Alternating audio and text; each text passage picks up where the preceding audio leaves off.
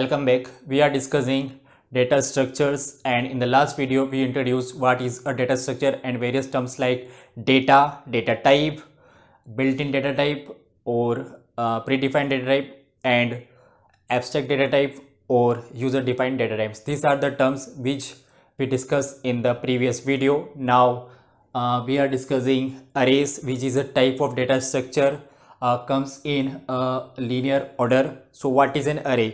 अरे क्या होता है, डेफिनेशन लिखी है मैंने, stores multiple items of same data type in continuous memory location.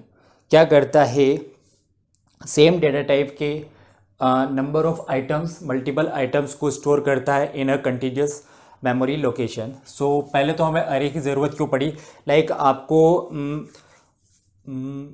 Subjects का स्टोर करना है 5 सब्जेक्ट का, तो आप लोग अगर अरेज नहीं होते हमारे पास तो हम कैसे करते हैं, हम इंटीजर लेते हैं या फ्लोट लेते हैं। फ्लोट ले लेते हैं बिकॉज हमारा सब्जेक्ट का मार्क और डेसिमल में हो सकता है। फ्लोट हम सब्जेक्ट 1 फ्लोट सब्जेक्ट 2 ऐसे 3 4 एंड 5 ऐसे 5 वेरिएबल्स को डिक्लेयर करते हैं और अलग अलग, यहाँ पे तो हमें 5 ही करना पड़ रहा है इसलिए हमने लिख लिया है। बट अगर सपोज कीजिए आपको 100 या 1000 रिकॉर्ड्स लिखने हैं किसी भी एक टाइप का, तो आप ऐसे करेंगे क्या कि बार बार float variable 1 variable 2 variable 3 up till variable 1000 ऐसा करेंगे तो आप लोग थक जाएंगे। और ये फिर आपको ध्यान रखना पड़ेगा कि मैंने किस वेरिएबल में क्या स्टोर किया है। एवरी चीज़, हर चीज़ आपको रिमेंबर करनी होगी। तो उससे बेटर हमारे पास एक आइडिया आया अरेज का।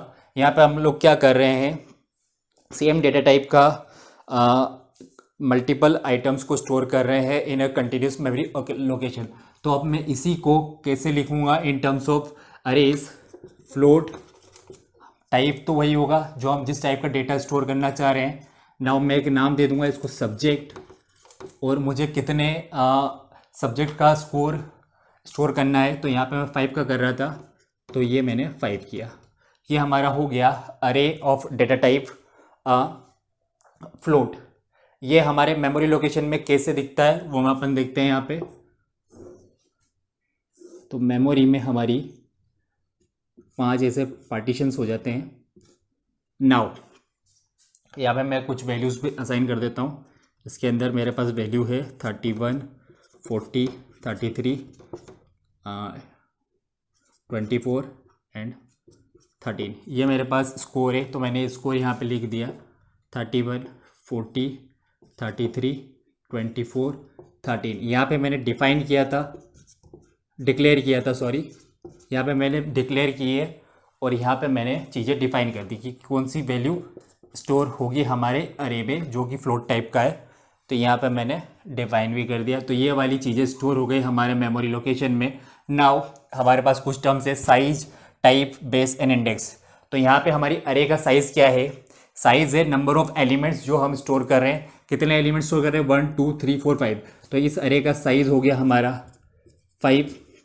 नाउ टाइप, किस टाइप का डेटा स्टोर कर रहे हैं, we are storing data of a type float. तो इस एग्जांपल में हमारा टाइप हो गया है फ्लोट, क्योंकि फ्लोट टाइप का हम डेटा स्टोर कर रहे हैं। ये सब यहाँ पे डेसिमल के फॉर्म में होंगे। आप यहाँ पे डेसिमल के बाद 0 0 लगा लेना,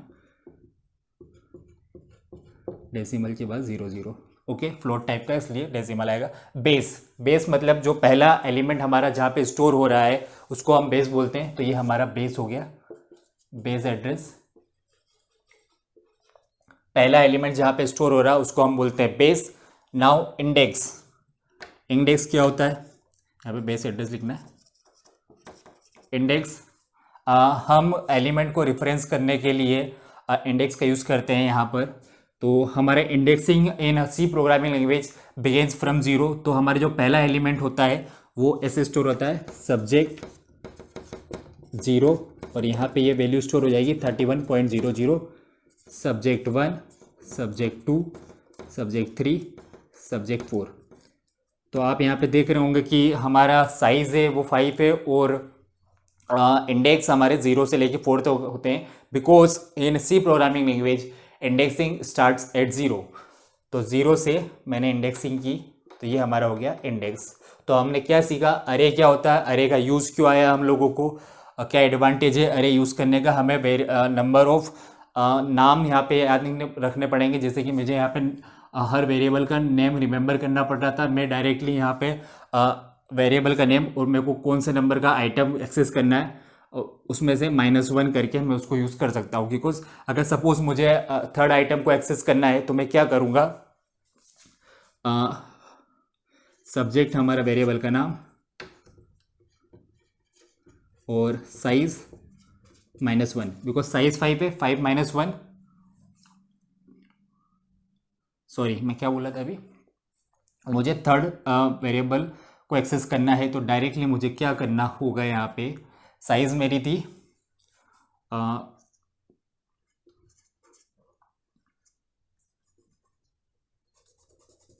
साइज यहाँ पे मेरी थी 5, मुझे करना है एक्सेस फोर्थ एलिमेंट को, तो उसका एड्रेस क्या होगा, जिसको एक्सेस करना है उसमें से 1 माइनस, तो 4 - 1 जो कि 3 पे होगा। यहाँ पे ये 0th लोकेशन है, 1 है, 2 है, 3 4, तो मेरा फोर्थ एलिमेंट थर्ड लोकेशन पे होगा। हम लोग काउंट करते हैं 1 2 3 4, फोर्थ एलिमेंट हमारा थर्ड लोकेशन पे होगा। बिकॉज इंडेक्सिंग जो सी प्रोग्रामिंग लैंग्वेज में है वो 0 से स्टार्ट होती है, इसलिए हमारा एक एलिमेंट आगे शिफ्ट हो जाता है। सो this is the concept of अरे। नाउ हमारे पास अरे होती है मल्टीपल टाइप्स की। 1 डायमेंशनल अरे बना सकते हैं हम लोग, जो कि हमने यहाँ पे बनाया है। ये एक एग्जाम्पल है 1 डायमेंशनल अरे का। नाउ यहाँ पे 2 डायमेंशनल अरे होता है। 1 डायमेंशनल अरे का क्या मतलब है, यहाँ पे अगर हमको किसी भी एलिमेंट अरे का एक्सेस करना है तो जो हमें यहाँ पे एक ही एलिमेंट पास करना होगा। बट अगर 2 डायमेंशनल अरे है तो हमें 2 एलिमेंट्स पास करना पड़ेंगे किसी एक एलिमेंट को एक्सेस करने के लिए। 2 डायमेंशनल एलिमेंट का हम समझते हैं तो एक मैट्रिक्स बना सकते हैं, यहाँ पे मैट्रिक्स के फॉर्म में समझ सकते हैं। बट ये हमारी मेमोरी में सीक्वेंशियल फैशन में ही स्टोर होता है। रिप्रेजेंट ऐसे करते हैं बट ये स्टोर सीक्वेंशियल फैशन में होगा। मैं यहाँ पे एक मैट्रिक्स बना रहा हूँ इंटीजर टाइप की, नाम है इसका मैट्रिक्स, और इसमें नंबर ऑफ रोज भी 3 है, नंबर ऑफ कॉलम्स भी 3 है। रोज कॉलम्स मैं यहाँ पे स्टोर कर रहा हूँ 1 2 3 4 5 6 7 8 9। ये हमारा होता है 2 डायमेंशनल अरे, जिसको हम बोलते हैं मैट्रिक्स भी बोल सकते हैं हम लोग। सो दिस इज़ 2 डायमेंशनल अरे। और अगर इसकी इंडेक्सिंग की बात करें तो इंडेक्सिंग हमें पता है कि हमेशा 0 से स्टार्ट होती है। तो जो पहला एलिमेंट है वो 0 0 पे होगा, 0 1 0 2 1 0 1 1 1 0 सॉरी 2 0 1 1 1 2, ये 2 1 और ये 2 2। ये यहाँ पे अगर अब मुझे एक्सेस करना है सेंटर एलिमेंट तो मुझे क्या करना होगा, the name of the our array which is matrix. Now जो लोकेशन को हमें एक्सेस करना है उसके index, so row 1 and column 1, ये हमारा मैट्रिक्स को एक्सेस कर पाते हैं हम। तो यहाँ पे 2 डायमेंशनल अरे में हमें 2 एलिमेंट्स या 2 नंबर्स का यूज़ हो रहा है किसी भी एक एलिमेंट को एक्सेस करने के लिए, इसलिए हम इसे बोल रहे हैं 2 डायमेंशनल अरे। हमारे पास इसके बाद 3 डायमेंशनल और बोल सकते हैं कि n डायमेंशनल तक अरे हो सकते हैं, बट वो इतना डीप में समझने तो बेटर है कि इतना ही समझिए। वहाँ पे आपके पास रो कॉलम और फिर ग्रिड का कंसेप्ट आ जाता है। अगर 3 टाइप में जाते हैं तो रो कॉलम एंड ग्रिड। अब इसको मैं 3D में यहाँ पर रिप्रेजेंट कर नहीं पाऊँगा, आपको समझ आएगा नहीं। बट अगर आपको यूट्यूब पे कोई एनिमेटेड वीडियो दिख जाता है, मिल जाता है, तो आप वहाँ से समझ लेना कि 3 डायमेंशनल अरे कैसे रिप्रेजेंट होता है। रिप्रेजेंट तो ऐसे ही होगा, बट अगर आपको इमेजिन करना है तो आप कैसे करेंगे। So this is arrays, size, type, base, index. Now 1 dimensional array we have discuss, 2 dimensional array we have discuss. Now 2 dimensional array को हम मेमोरी में 2 तरह से ऑर्गेनाइज कर सकते हैं। सो 2 ऑर्डर में कर सकते हैं। पहला होता है रो मेजर ऑर्डर और अगला होता है कॉलम मेजर ऑर्डर।